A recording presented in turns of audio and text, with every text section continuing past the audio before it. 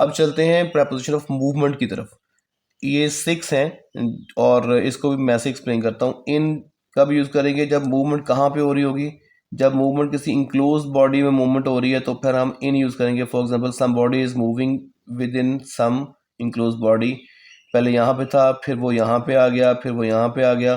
तो ये इस तरह से इंक्लोज बॉडी में मूवमेंट हो रही होगी तो इसको हम इन यूज़ करेंगे। जैसे the fish is moving in the water. ठीक है, तो वाटर इंक्लोज बॉडी हो गया, उसमें फिश मूव कर रही है। He is moving in the class. ठीक है, in the ground, we are playing in the ground. तो इन हो जाएगा जब हम इंक्लोज बॉडी के अंदर मूव कर रहे हैं।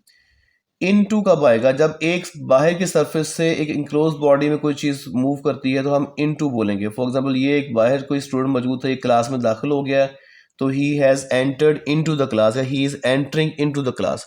और ऑलरेडी अंदर ही मौजूद स्टूडेंट हैं तो they were moving in the class, they were sitting in the class या स्टडिंग इन द क्लास। लेकिन अब जो बाहर से एक आउटर सरफेस से अंदर आ रहा है तो ये इन टू हो जाएगा।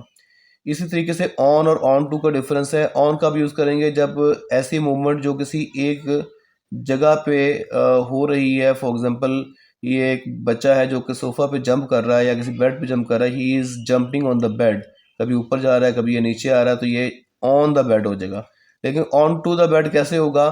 फॉर एग्जाम्पल मैं कहता हूँ कि ये कैट है और ये जंप कर रही है बेड के ऊपर, तो अब हम ऑन टू कहेंगे। एक बाहर की सरफेस से दूसरी सरफेस में आना ऑन टू, एग्जिस्टिंग सरफेस में मूव करना ऑन।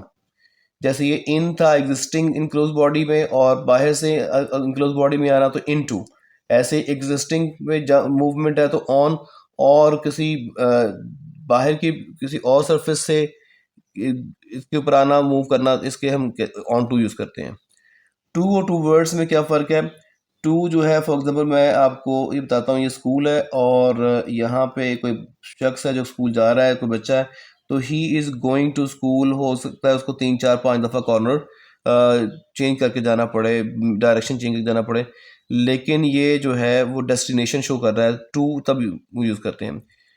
जैसे कि he is going to Lahore, तो आप रास्ते में बहुत सारी जगहों पे मोड़ना पड़ेगा, लेकिन फाइनल डेस्टिनेशन जो है उसको शो करने के लिए टू यूज़ करते हैं। लेकिन जो टू वर्ड्स है ये डायरेक्शन के लिए इस्तेमाल किया जाता है। फॉर एग्जांपल मैं कहता हूँ जी कि ये एक स्कूल है और ये बंदा खड़ा है, वो कहता है जी I am my face is towards the school. ये टू वर्ड्स बिल्कुल स्ट्रेट हो गया।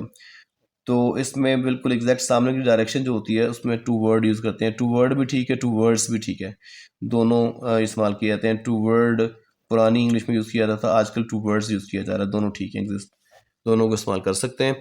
तो ये थी प्रपोजिशन ऑफ मूवमेंट।